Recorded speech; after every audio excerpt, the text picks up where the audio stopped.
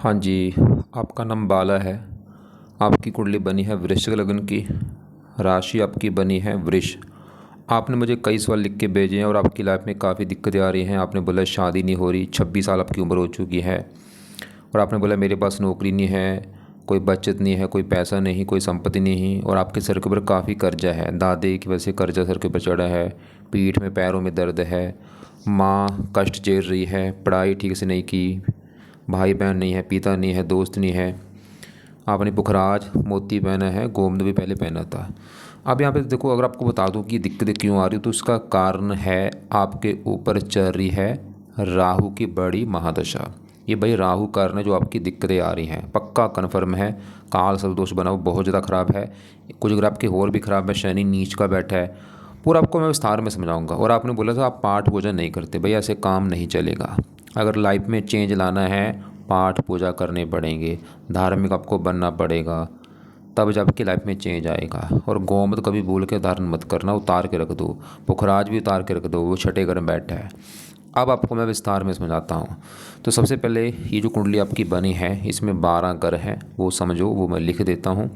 ये है आपकी कुंडली में पहला घर, ये है दूसरा घर, तीसरा घर, चौथा, पाँचवा घर, ये है छठा, सातवां, आठवां घर, नौवां, 10वां, 11वां, लास्ट वाला 12वां घर। अब ये जो 12 घर मैंने लिखे हैं, इन घरों से आपके जीवन के बारे में कुछ ना कुछ पता किया जाएगा। जैसे कि इसे पहले घर से पता करेंगे आपका शरीर कैसा होगा, हेल्थ कैसी होगी, स्वभाव, रंग रूप, पर्सनैलिटी आपकी पहले घर को देख के पता चलेगा। दूसरा घर धन का घर है, तीसरा छोटे भाई बहन, चौथा घर आपकी है माता, मकान, वाहन, पाँचवा आपके बच्चे, छठा घर है खराब घर, रोग, कर्जा, शत्रु, इस घर से देखा जाता है। सातवां घर पत्नी का घर है। आठवां उम्र आपकी कितनी है। नौवें से भाग्य कैसा होगा। 10वां काम काज, पिता। 11वां आमदनी, लाभ, बड़े भाई बहन। और 12वां आपके खर्चों का घर है। आपने यहाँ पे देखो मेरी दो बातें नोट करनी है। पहली बात, ये जो मैंने 12 घर लिखे हैं इनको याद कर लो। दूसरी बात, इन 12 घरों से जो कुछ देखा जाएगा वो याद कर लो। अब आप ये देखो, आप इस कुंडली में क्या देखना चाहते हैं वो घर देखो। जैसे मान लो आपने देखना है अपने काम काज के बारे में, तो काम काज का घर है ये 10वां घर। 10वें घर से आप जो भी नौकरी कारोबार करेंगे 10वां घर देखना पड़ेगा। और 10वें घर में नंबर लिखा है 5। 5 है सिंह राशि, मालक बना इसका सूर्य, तो आपके काम काज के लिए सूर्य को देखा जाएगा। ऐसे ही अगर आपके धन के बारे में जानना है, दूसरा घर कुंडली में धन का होता है, जो आप धन जोड़ेंगे कमाएंगे, दूसरा घर धन का है। और दूसरे घर में लिखा नंबर 9। 9 धनु राशि, मालक बना गुरु, तो आपके धन के लिए गुरु को देखा जाएगा। तो आपको मेरी बात समझ आ रही होगी कि कुंडली में 12 घर हैं, 12 घरों से कुछ ना कुछ देखा जाता है। जो कुछ देखना है वो घर देखना है और घर का मालक देखना है। अब यहाँ पे एक और बात है कि ये ग्रह अच्छे बुरे क्यों होते हैं। आपकी कुंडली में ग्रह अच्छे भी हैं, ग्रह खराब भी हैं। आपके अच्छे ग्रह कौन से? आपका चंद्रमा अच्छा है, उच्च का बैठा है, मंगल अच्छा है, सूर्य ठीक है, शुक्र बुध भी ठीक है। बुध थोड़ा सा रले मिले फल देगा। ग्रह खराब कौन से हैं? शनि बहुत ज़्यादा खराब है, नीच का बैठा है। राहु केतु खराब है, गुरु भी रला मिला फल देगा, वो छठे घर में बैठा है। ये ग्रह अगर बैठे हैं अपने घर में अच्छा फल देते हैं, उच्च के बैठे अच्छा फल देते हैं, दोस्त के घर में अच्छा फल देते हैं। लेकिन जो ग्रह नीच का होता है बहुत ज़्यादा बुरे फल देता है। तो शनि नीच का, इसकी वजह से खराब है। और ये ग्रह अगर अपने बैठे हैं दुश्मन के घर में, जब भी दिक्कत पैदा करते हैं। और कुंडली में ये भी देखा जाता है कि कौन से दोष हैं, कौन से योग हैं। अब देखो, क्योंकि आपकी ग्रह अच्छे भी हैं, ग्रह खराब भी हैं। अब सभी ग्रह अपना असर आपको देते रहेंगे हमेशा, लेकिन इन ग्रहों का जो असर है वो कई गुना बढ़ जाता है इनकी दशा में ज़्यादा एक्टिवेट हो जाते हैं। तो आपके ऊपर असर तो आज भी सभी ग्रहों का है, लेकिन ज़्यादा असर है इस राहु का, क्योंकि इसकी चल रही है बड़ी महादशा। कब से चली है? 18 में चली थी, जनवरी 18 से। 36 में ख़त्म होगी, अभी 10 साल पड़े हैं। तो अभी आपकी लाइफ में जो कुछ हो रहा है भाई राहु की वजह से हो रहा है। राहु बड़ा कारण है। बाकी ग्रहों का भी असर है, मैं मानता हूँ, उनका असर थोड़ा थोड़ा सा है, लेकिन राहु का असर आपके ऊपर है बहुत ज़्यादा, क्योंकि इसकी है महादशा। और कुछ असर होता है जिसकी होती है अंतरदशा, वो है बुध की। ये जनवरी 26 में चली थी, अभी 6 महीने हुए हैं और 28 में ख़त्म होगी। तो आपको मेरी बात समझ आ रही होगी कि असर आज भी सभी ग्रहों का है, लेकिन राहु का असर आपके ऊपर है बहुत ज़्यादा आज के समय में। अब राहु का असर कितना है आपके ऊपर? 80% राहु का असर है भाई, और थोड़ा सा असर 20% बुध का भी है। अब राहु सल के अच्छा है या बुरा है भाई, मैं सबको बार बार कहता हूँ। मैं पिछले कई सालों से कुंडलियाँ बना रहा हूँ। मैं खुद हैरान हूँ क्योंकि मेरे पास सबसे ज़्यादा कस्टमर आते हैं, कुंडलियाँ आती हैं राहु की दशा वाली। अभी आपसे पहले कुंडलियाँ 2 बनाई, उसके ऊपर भी राहु की दशा है। जितने भी लोग आ रहे हैं राहु राहु, क्योंकि ये दानव ग्रह है भाई, इस ग्रह को अच्छा ग्रह नहीं माना गया। जब भी दशा आती है हजारों दिक्कतें पैदा करता है। और आपने देखना चाहे देख भी लेना, 18 के बाद 2018 के बाद आपको काफ़ी दिक्कतें, चिंता, परेशानियाँ आ रही होंगी। राहु भाई आपका बहुत ज़्यादा ख़राब है। क्यों ख़राब है, उसके कई कारण हैं। सबसे बड़ा कारण राहु केतु लेके बैठे हैं काल सर्पदोष। देखो राहु बैठा है 9वें घर में और केतु तीसरे घर में, और इधर वाला हिस्सा देखो खाली पड़ा है। देखो 10वां घर खाली, 11वां 12वां पहला दूसरा एक घर खाली है, सभी घर हैं इस साइड में। एक तो कारण ये हो गया खराब होने का, काल सर्पदोष बना। और ये राहु 9वें घर में यहाँ पे चंद्रमा के घर में बैठा है, चंद्रमा को अपना दुश्मन मानता है। अपने दुश्मन के घर में आके बैठने की वजह से भी खराब है। अब राहु देखो जी, आपको विस्तार में समझाता हूँ क्या बुरे फल देगा। राहु ये है 9वां घर भाग्य घर। भाग्य अगर आपका देखना है कैसा होगा, 9वां घर देखा जाता है। 9वां घर धर्म का भी होता है, आप कितने धार्मिक होंगे, तीर्थ यात्रा, विदेश यात्रा। ये पिता का भी घर होता है, 10वां घर भी पिता का होता है। इसके अलावा अब राहु क्या, देखो 9वें घर की जो चीज़ अभी मैंने बोली, क्या क्या बोला था, धर्म, भाग्य, पिता। इसके लिए 9वां घर, 9वें घर में 4 लिखा, मालक। चंद्रमा को भी देखना पड़ेगा कि चंद्रमा कैसा है। और 9वें घर में बैठे राहु को भी। अब राहु तो आपका खराब है क्योंकि दो कारण बड़े बने, एक तो काल सर्पदोष, ऊपर से ये दुश्मन के घर में बैठा है। अब सवाल कि राहु बुरा फल देगा क्या। एक तो इस 9वें घर को ना बहुत ज़्यादा खराब कर देगा, 9वें घर का सत्यानाश कर देगा। भाग्य घर बैठा है तो राहु की वजह से सबसे बड़ी दिक्कत आपके भाग्य की हानि होगी। किस्मत बिल्कुल साथ नहीं देगी आपकी भाई, जितना मर्जी जोर लगा लो, कोई किस्मत भाग्य साथ नहीं देगा। धर्म का घर है, धर्म को आप नहीं मानेंगे। पिता का घर है, पिता को लेकर चिंता परेशानी। और इसकी दृष्टियां भी हैं 3, 5वीं पड़ेगी पहले घर के ऊपर दृष्टि। और ये पहला घर आपका भाई शरीर है, ये सबसे मेन घर है आपका। जैसे मैंने 12 घर बोले कि 7वां पत्नी का, 5वां बच्चों, चौथा माता। ये पहला घर आपका शरीर है कि शरीर कैसा होगा, हेल्थ कैसी होगी, पहला घर। और इसके लिए पहले घर में 8 लिखा है, मालक मंगल भी देखना है हमने। मंगल तो वैसे अच्छा है आपका, लेकिन पहले घर के ऊपर दृष्टि भी देखी जाती है। दृष्टि है राहु की 5वीं, तो राहु 5वीं दृष्टि से पहले घर को देखा। पहले घर में जो 8 लिखा, ये राहु की है नीच राशि, ये गड़बड़ हो चुकी भाई। नीच राशि को देखेगा तो पहले घर का तो और ज़्यादा खराब कर देगा भाई, बुरा हाल कर देगा पहले घर का, जो कि आपका शरीर है।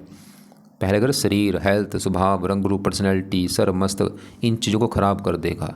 आपकी राहु हेल्थ को ख़राब कर देगा, आपको बीमार कर देगा, आपको मानसिक रोगी बनाएगा, शरीर कष्ट देगा, आपको स्ट्रगल देगा, चिंता देगा, भाग दौड़ देगा। आपका दिमाग काम नहीं करेगा, आपको समझ नहीं आएगी क्या करूँ क्या ना करूँ, स्ट्रगल देगा, किस्मत साथ नहीं देगी, चिंता। मतलब जितने मैं बुरे फल बोलूँ उतने कम है, बस ये समझ लो। हज़ारों बुरे फल देगा। 7वीं दृष्टि यहाँ पे 9वीं 5वें घर के ऊपर, यहाँ पे भी शत्रु राशि। 5वां घर पढ़ाई का, पढ़ाई में दिक्कतें, संतान संबंधी चिंता, बुद्धि भ्रमित। और ये दोष ना आपको मैं दिखाता भी हूँ कि दोष का नुकसान क्या होता है, शास्त्रों में इसके बारे में क्या लिख रखा है। तो राहु कहाँ बैठा है, 9वें घर में, केतु तीसरे घर में। ये 2 घरों की हानि करेंगे, राहु इस घर की हानि करेगा और केतु तीसरे घर की। तो यहाँ पे देखो आपका, हाँ राहु 9वें घर में है, आपका ये बना है भाई शंखचूड़ बना है 9वें भाव से तीसरे भाव में होने से। इसके कारण भाग्योदय में परेशानी, नौकरी आगे बढ़ने में रुकावटें, मित्रों द्वारा कपट, व्यवहार में घाटा, ये पढ़ लेना। दाल, देखो सभी चीज़ें लागू नहीं होंगी। यहाँ पे लिख रखा है दाल से दंड की स्थिति बन सकती है, लेकिन चिंता मत करना कि आपके साथ, मैं फिर बोल रहा हूँ, जो भी चीज़ें बता रहा हूँ थोड़ी बहुत ही चीज़ें लागू होंगी, सभी चीज़ें लागू नहीं होती। बहनोई या मामा पक्ष से कपट, व्यवहार, कोई ना कोई चिंता परेशानी शरीर में लगी रहती है। जहाँ तक कई प्रकार के धंधे करता है पर सफलता नहीं मिलती, फूड़े गड़े। मतलब आपकी सबसे बड़ी दिक्कत आपका भाग्य साथ नहीं देगा। हाँ ये तो है, पिता से संयोग नहीं मिलता। एक बुक की मैं और मत लेता हूँ, लेकिन अभी जो मैंने दिखाया ना, सभी चीज़ें मत सोच लेना सभी चीज़ें लागू होंगी, फिर भी आधी चीज़ें लागू हो सकती हैं। अब देखो आपका, हाँ ये शंखचूड़ बनेगा, क्योंकि राहु 9वें घर में है। जब राहु 9वें भाव में केतु हो तो ये बनता है भाग्य। हाँ सबसे बड़ी दिक्कत वो भाग्य अगर बैठा, भाग्य तो भाई साथ देगा, और सबसे मेन ही वही चीज़ है, भाग्य जिसका साथ देता है वही बंदा आगे बढ़ता है। और धर्म कर्म का पूर्ण फल नहीं मिलता, धर्म हानि, पढ़ लेना बाद में भाई क्या लिख रखा है। फिर मैं बोल रहा हूँ सभी इसमें से भी जो सभी चीज़ें लागू नहीं होंगी। बस इतना आप समझ लो कि आपकी जो भी दिक्कतें परेशानियाँ हैं, सबसे बड़ा ये राहु कारण है। इसको सही कर लेना आपने भाई, लाइफ में चेंज आ जाएगा आपकी में। अब असल की इसको सही कैसे करना है, क्या उपाय किए जाएँ, तो आपको भाई उपाय मैं फिर बोल रहा हूँ करने पड़ेंगे। देखो आपको बुगाने दिए हैं 24 घंटे, 24 घंटे हैं, जो मर्जी करना है करो। इसमें से कम ना 1 से लेकर 2 घंटे पाठ पूजा किया करो अगर लाइफ में चेंज लाना है। क्या बोला, 24 घंटे में 1 से 2 घंटा आपने पाठ पूजा रोजाना करना ही करना है। इस पाठ पूजा का मतलब है, एक तो रोजाना मंदिर जाना शुरू कर दो, भजन कीर्तन करो, नाम जप करो, धार्मिक बनो, पाठ पूजा करो, जो आपका धर्म है उसको फॉलो करो, या आपको जो भगवान अच्छा लगता है उसके पाठ पूजा करो। देखो मैं तो जो बताऊंगा वो तो करने हैं, लेकिन आपने भी अपनी तरफ से, जैसे मेरा, देखो मैं अपनी बात करूँ, मेरा सिख धर्म है, मैं अपने सिख धर्म को फॉलो करता हूँ। ऐसे ही जो आपका धर्म है उसको फॉलो करो, या आपको जो भगवान अच्छा लगता है उसके पाठ पूजा ज़्यादा करो। अब राहु के पाए आपने ज़्यादा करने हैं, जिसमें से पहला जो राहु का पाय है, आप राहु के मंत्र एक बार पूरे करो, जो कि है 18,000। अब ये 18,000 मंत्र आप चाहे 11 दिन के अंदर कर लो, 21 दिन के अंदर कर लो, 40 दिन के अंदर कर लो, 60 दिन के अंदर कर लो, 3 महीने के अंदर कर लो, मतलब आपकी मर्जी चाहे, मतलब 2-3 महीने के अंदर ये पूरे कर लो एक बार मंत्र। ये बनेगी 180 माला बनेगी भाई। तो 180 माला आपने पूरी करनी है। आज है शुक्रवार भाई, कल है शनिवार, कल से शुरू करके ना ये राहु का मंत्र शुरू कर देना। कल शाम या रात को बैठ के ना संकल्प ले लेना, हे राहु देवता जी, मेरा नाम बाला है, मेरी जाति ये है, गोत ये है, आपकी चल रही मेरे ऊपर दशा, आप कुंडली में लेके बैठे हैं काल सरदोष, और मुझे लाइफ में हज़ारों दिक्कतें आ रही हैं, प्लीज़ मेरी दिक्कतें दूर हो जाए, मेरी किस्मत साथ दे, मेरी हेल्प करो, रास्ता दिखाओ। इसलिए आपके जो मंत्र है वो मैं पूरे करने जा रहा हूँ। तो कल संकल्प लेके ये मंत्र शुरू कर देना। कल से माला से मंत्र है ओम राहवे नमः, 3 शब्दों का मंत्र है, ओम राहवे नमः, ओम राहवे नमः। तो ये मंत्र कर करके ना आप अपना 1-2 महीने के अंदर ये मंत्र पूरे करके छोड़ देना भाई। इसके पाठ भी हैं आपने जो पढ़ने हैं। एक तो पाठ है राहु चालीसा का पाठ, ये पाठ आपने पढ़ना है या सुनना है। एक है राहु कवच का पाठ, एक है राहु स्तोत्र का पाठ। यहाँ पे भाई मैंने लिखे हैं 3 पाठ, राहु चालीसा का पाठ, राहु कवच का पाठ, राहु स्तोत्र का पाठ।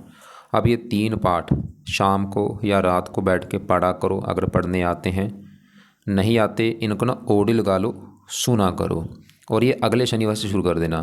कल शनिवार से तो राहु के मंत्र शुरू कर दो, और अगले शनिवार से राहु के जो पाठ हैं इनको पढ़ो या सुना करो। रोजाना पढ़ने हैं या रोजाना सुनने हैं कब और ये देखो मंत्र तो आप छोड़ देना भाई, मंत्र करके पूरे छोड़ देना, लेकिन ये पाठ नहीं छोड़ने। ये पाठ कब तक करने हैं, जब तक ये दशा आपकी 36 तक।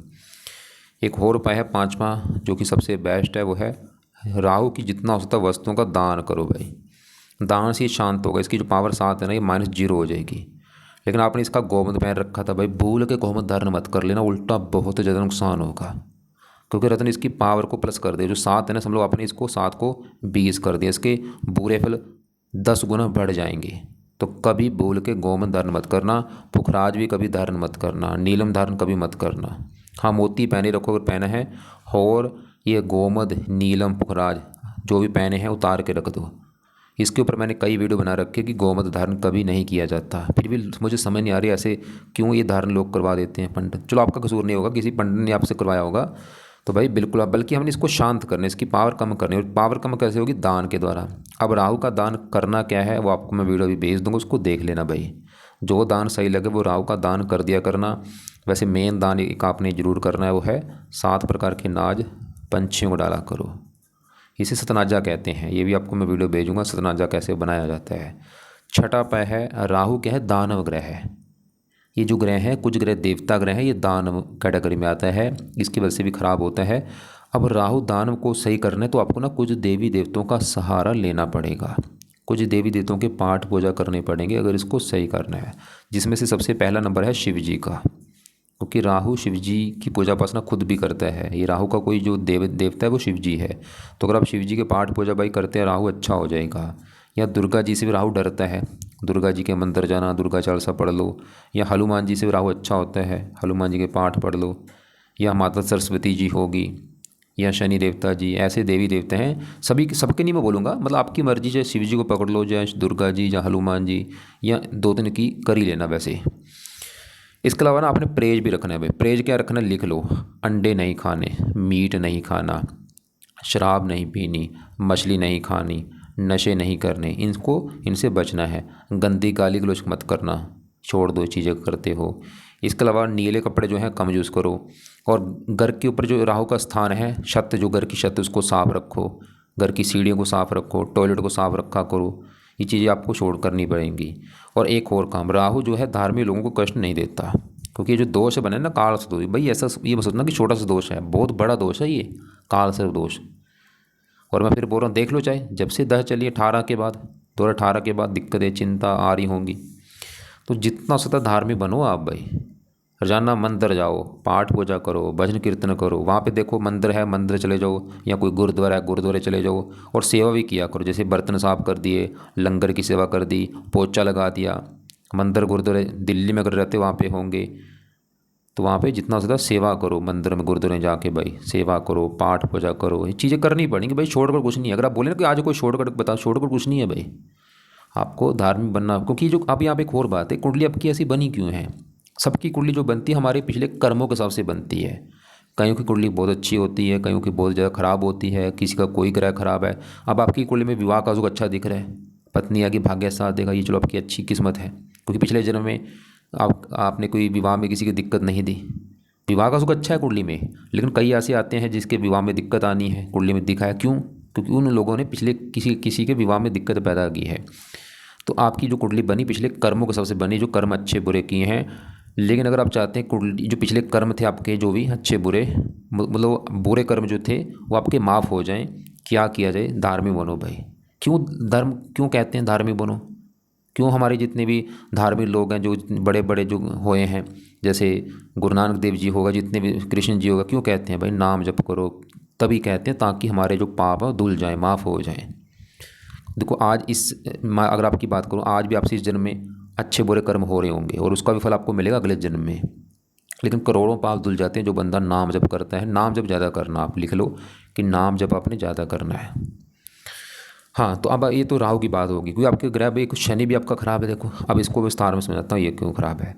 शनि खराब होने का जो पहला घर ये बैठा है छठे घर में, खराब घर में। कुंडली में देखो छठा घर, 8वां, 12वां, ये 3 घर खराब घर होते हैं। इन घरों से ना खराब चीज़ें देखी जाती हैं। अब छठा घर खराब क्यों है, इस घर से रोग देखा जाता है, रोग, कर्जा, शत्रु, कोर्ट कचहरी, चोरी, ठगी, विश्वासघात, ऐसी खराब चीज़ें देखते हैं।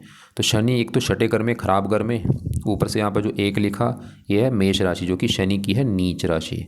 और ये सबसे बड़ा कारण खराब होने का लगा, नीच का बैठा है। अब शनि भी आपको हमेशा बुरे फल देगा, लेकिन शनि की दशा में बुरे फल आपको मिलेंगे ज़्यादा। अब इसकी पहले आपको मैं दशा दिखाता हूँ कब है, क्योंकि दशा में एक्टिवेट होगा ये ज़्यादा। जैसे आपकी ये डिटेल है, देखो ये कुंडली बनी, ये दशा जैसे राहु की है, बड़ी दशा तो इसकी शनि के आगे है 52 में। ये छोटी दशा एक पीछे निकली अभी आपकी 23 में चली थी और 26 तक थी, जनवरी 26। आप देख लेना चाहिए कि दूसरा महीना 2023 से लेके जनवरी 26 तक भी आपको काफ़ी दिक्कतें आई होंगी। तो अब शनि देखो आपको समझ आ चुकी क्यों खराब है। तो छठा कर ऊपर से नीच का, क्या अब फल की खराब फल देगा क्या शनि। देखो इसके शनि के ना अपने 2 घर हैं इस कुंडली में, उन 2 घरों को लेकर दिक्कत आएगी। एक तो शनि का घर है तीसरा घर, जहाँ पे लिख रखा है 10 नंबर 10, मकर राशि, माल शनि। तीसरा घर है छोटे भाई बहनों का, अगर आपका कोई छोटा भाई बहन होगा उसको लेकर दिक्कत आना। शनि चौथे घर का भी मालिक है, जहाँ पे लिख रखा है 11 कुंभ राशि, मालिक शनि। और चौथा घर है माता, मकान, वाहन, भूमि, संपत्ति, जमीन जायदाद, नौकर चाकर। तो शनि आपको माता संबंधी चिंता देगा, माता बीमार होना, क्योंकि माता जब जाके बैठी रोग के घर में, माता बीमार तो करेगा, या माता को कोई कष्ट होगा। मकान को लेकर दिक्कत आना, गाड़ी को लेकर दिक्कत, भूमि संपत्ति, नौकर चाकर, इन संबंधी चिंता परेशानियाँ पैदा करेगा ये शनि आपको। वैसे चौथे घर में शुक्र बुध सूर्य को भी देखना पड़ेगा चौथे घर के बारे में। वैसे ये चौथे घर का अच्छा करेंगे तीनों ग्रह, चलो इनकी मैं बाद में बात करता हूँ। तो अब देखो शनि आपका छठे घर है रोग, ये शनि आपको भी रोग देगा, चल कर्जे का, आपको कर्जदार देगा, कर्जदार बनाएगा, शत्रु बढ़ाएगा और भी दिक्कत है इसकी। चलो दशा भी पीछे निकल चुकी है। तो आप ना अगर भाई शनि के उपाय करते हो, शनि के बुरे फल आपको नहीं मिलेगा। मतलब शनि के उपाय करोगे, माता का सुख मिलेगा, मकान का सुख मिलेगा, वाहन सुख मिलेगा, भूमि संपत्ति, नौकर चाकर। और शनि छठे घर को ख़राब नहीं करेगा, मतलब आप बीमारियों से बचेंगे, कर्जे से बचेंगे, दुश्मनों से बचेंगे, कई फायदे होंगे शनि के उपाय करने से। तो शनि का उपाय क्या करने हैं, पहला उपाय शनि मंदिर जाना शुरू कर दो भाई। कब जाना है, हर शनिवार। जैसे कल शनिवार है तो कल अपना शनि मंदिर जाके आपने आना, माथा टेक के आना है और वहाँ पे जाके प्रार्थना करना कि आप मेरी कुंडली में नीच के बैठे हैं, आप प्लीज़ बुरे फल ना दो, अच्छे फल दो मुझे। दूसरा है शनि चालीसा का पाठ भी ना पर जाना पढ़ा करो या इसको सुना करो रात के समय। और तीसरा उपाय है शनि का दान किया करो। तो इस शनि के 3 उपाय अपने करने हैं। मंदिर तो जाना है शनिवार खाली। पाठ जो बोला है ये रात को पढ़ना है भाई, रात रोजाना पढ़ना है। देखो रोजाना रात को बैठ के या शाम को बैठ के शनि चालीसा पढ़ा करो या इसको सुना करो। और शनि का जो दान है वो किया करो। शनि के दान में जैसे सरसों का तेल दान कर दिया, काले उड़द की दाल का दान कर दिया। शनि के और भी दान है, आपको मैं वीडियो भेज दूंगा कि शनि का दान क्या होता है, उसको वीडियो को देख लेना भाई। अब शनि का दान कब करना है, खासकर शनिवार को किया करो। और काले कपड़े कम यूज़ किया करो। 2 रंग जो है इनको कम यूज़ करो, काला नीला जो रंग है ना, इनको कम पहना करो या कभी कभार पहना करो, शनिवार को मत पहना करो। अब इसी घर में देखो जो आपका गुरु भी बैठा है। अब मैंने आपको बोला था ना, ये छठा घर खराब घर है, रोग शत्रु कर। जब इस घर में गुरु बैठा है ये भी दिक्कत देगा। और गुरु जो है इस कुंडली में गुरु के भी 2 घर हैं। एक तो ये जो दूसरा घर था ना, दूसरा घर क्या बोला था मैंने, दूसरा घर है आपके धन का घर। धन के लिए दूसरा घर, दूसरे घर में 9 लिखा, मालक गुरु। तो धन का मालक गुरु कहाँ बैठा है, छठे घर में, खराब घर में, रोग शत्रु कर्जे घर में बैठा है। देखो धन जाके बैठा है, धन का मालक बैठा है छठा घर रोग। तो गुरु आपकी बीमारी के ऊपर धन खर्च होगा। छठा शत्रु का भी है, धन शत्रु, शत्रु धन की हानि होना। छठा कर्जे का भी है, देखो धन चला गया कर्जे घर में। तो गुरु भी बड़ा कारण है जो आपके सर के ऊपर कर्जा है। गुरु भी दिखा रहे कि आपको कर्जदार होना पड़ेगा। और गुरु इस 5वें घर का भी मालक है। 5वां घर संतान का घर है, पढ़ाई का घर है। और 5वें घर में 12 लिखा, मालक गुरु। संतान छठा घर रोग, संतान का रोगी होना, पढ़ाई में दिक्कतें आना। गुरु आपको पढ़ाई में दिक्कतें पैदा करेगा, संतान संबंधी चिंता भी देगा। अब गुरु के भी देखो उपाय करने पड़े, क्योंकि यहाँ पे देखो फिर उपाय ज़्यादा हो जाएंगे भाई। चलो गुरु के उपाय तो भी रहने दो, क्योंकि मेन तो राहु के उपाय तो जरूर करो भाई, ये तो बहुत ज़रूरी है आपके लिए। और शनि के वैसे 10-20 उपाय हैं, लेकिन मैंने ज़्यादा उपाय नहीं बोले, बस ये 3 उपाय बोले हैं जो आप कर ही लोगे। और अब आपके चलते हैं बाकी घरों की अगर बात करूँ, जैसे 7वें घर की बात करता हूँ। 7वां घर है पत्नी का घर। पत्नी कैसी होगी, 7वां घर देखा जाएगा। और आपको मैंने फार्मूला बोला था, घर का मालक देखना होता है। 7वें घर में लिखा 2 नंबर, 2 वृष राशि है, मालक ये शुक्र देखना पड़ेगा आपकी पत्नी के लिए कि शुक्र कैसा है। और शुक्र के अलावा पत्नी घर में बैठा है चंद्रमा, इसको भी देखना है। तो पहले चंद्रमा की बात करूँ तो 7वें घर में ये उच्च का बैठा है। ये जो 2 है वृष राशि में उच्च का बैठा है, बहुत बड़ी अच्छी बात है। मतलब आपका चंद्रमा अच्छा है क्योंकि उच्च का बैठा है। क्या अच्छा फल देगा, कोई पत्नी घर में बैठा है उच्च का, पत्नी का सुख अच्छा लेके बैठा है। पत्नी अच्छी होगी आपकी, गुणी होगी, समझदार होगी, सुंदर होगी। और चंद्रमा का जो अपना घर था ये 9वां घर था। 9वां घर था भाग्य घर। भाग्य देखना 9वां घर, 9वें घर में 4 लिखा, मालक चंद्रमा। तो भाग्य चंद्रमा कहाँ बैठा, पत्नी घर में। मतलब भाग्य चला गया पत्नी घर में। भाई आपकी पत्नी के आने के बाद ना आपका भाग्य साथ देगा, आपकी किस्मत असल में चमकेगी आपकी पत्नी के आने के बाद, विवाह होने के बाद। तो इसलिए विवाह जरूर कराना, क्योंकि विवाह के बाद ही आपको फ़ायदा होगा। और पत्नी आपकी बहुत अच्छी होगी, सुंदर होगी, गुणी होगी, अच्छी और आपसे अच्छी होगी। जो आपकी पत्नी है ना वो आपसे कई गुना अच्छी होगी, ये समझ लो आप बस। अब आपकी पत्नी वाले घर में जो 2 लिखा है इसका माल शुक्र भी देखना पड़ेगा, ये भी अच्छा है क्योंकि चौथे घर में बैठा है घर अच्छा, और शनि घर में बैठा है मित्र राशि है। शुक्र भी दिखा रहा है कि पत्नी जाके बैठी, चौथा घर सुख, पत्नी के आने के बाद सुख मिलने शुरू होंगे। चौथा घर है मकान वाहन, पत्नी के आने के बाद मकान वाहन ये सुख मिलने शुरू आपको हो जाएंगे। आपकी किस्मत चमकेगी, भाग्य साथ देगा, और आपका दिमाग काम करेगा, बुद्धि बढ़ जाएगी, आपकी समझ बढ़ जाएगी। पत्नी के आने के बाद, विवाह होने के बाद शुक्र की दशा अच्छी जाएगी, आपका अच्छा है। फिर भी ये शुक्र फिर भी आपको लाइफ में घर गाड़ी मकान वाहन सुख दे देगा भाई। अब इसी घर में सूर्य बुध बैठे हैं। सूर्य की बात करूँ, ये जो 10वां घर है ये है काम काज का घर, पिता सरकार मान प्रतिष्ठा। 10वां घर, 10वें घर में 5 लिखा, माल सूर्य। ये चौथे घर से अपने घर को देख रहे हैं। सूर्य फिर भी आपको लाइफ में काम काज ये चीज़ दे देगा, काम काज के लिए अच्छा है। क्योंकि ना सबसे मेन क्या है, दशा देखनी जरूरी है ना भाई। आज राहु की चलेगी क्योंकि इसकी दशा है, इसका बड़ा असर है। कितना असर है देखो, 80%। तो अगर आप देखो सूर्य फिर भी चलो काम काज के लिए अच्छा है, लेकिन काम काज में अगर आज दिक्कत है ये राहु की वजह से, जो आपको नौकरी नहीं लग रही। अब इसी घर में बुध बैठे, देखो अभी बुध की भी दशा चल रही है, इसका भी असर है आपके ऊपर। ये दशा अभी 6 महीने हुए हैं चली को, 28 तक है। और इसके भी उपाय आपको मैं बोलूँगा जरूर कर लेना। तो बुध फल के अच्छा है। जब बुरा देखो बुध है तो अच्छा, क्योंकि चौथे घर में बैठा है घर अच्छा, शनि घर में बैठा है दोस्त के घर में, साथ में शुक्र के बैठा वो इसका दोस्त, सूर्य इसका दोस्त, दोस्तों के साथ बैठा है। अब बुध अच्छे फल क्या देगा, चौथे घर का अच्छा करेगा, मकान वाहन भूमि संपत्ति ये सुख लेके बैठा है। 8वें घर का मालक है, उम्र के लिए अच्छा है। 11वें घर में, ये जो 11वां घर है ये घर आमदनी का होता है, आपकी जो आमदनी होगी, कामों में जो लाभ होगा। 11वें घर में 6 लिखा, इसका मालिक बुध। मतलब बुध आपको इनकम देगा, लाभ देगा। लेकिन यहाँ पे ना गड़बड़ है, बुध है तो अच्छा, लेकिन जब इसको मैंने देखा ये बैठा है राहु के नक्षत्र में बैठा है भाई बुध आपका। ये जो ग्रह होते हैं ना किसी नक्षत्र में होते हैं, बुध राहु नक्षत्र में होने की वजह से इसके जो अच्छे फल हैं उसमें थोड़ी सी कमी आ जाएगी भाई। तो आप ना बुध का भी मंत्र जरूर करना भाई। और बुध का मंत्र चाहे 1 माला कर लो, 2 कर लो, सुबह कर लिया करो। ये मंत्र है ओम भुम बुधाय नमः। ओम भुम, ओम है देखो, ओम भुम बुधाय नमः।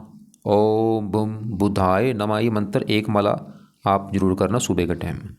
या ये नहीं कर सकते तो इसके जो देवता हैं गणेश जी हैं, उसके मंदिर चले जाना बुधवार को माथा टेकने। ये रूटीन बना लो। और ये जब तक बुध की दशा है तब तक उपाय करो भाई आप। बाकी आपके 5वें घर में मंगल भी ठीक है, क्योंकि 5वें घर में बैठा घर अच्छा, और गुरु घर में बैठा है, गुरु को दोस्त मानता है। ये मंगल फिर भी आपको पढ़ाई के लिए अच्छा है, संतान के लिए अच्छा है।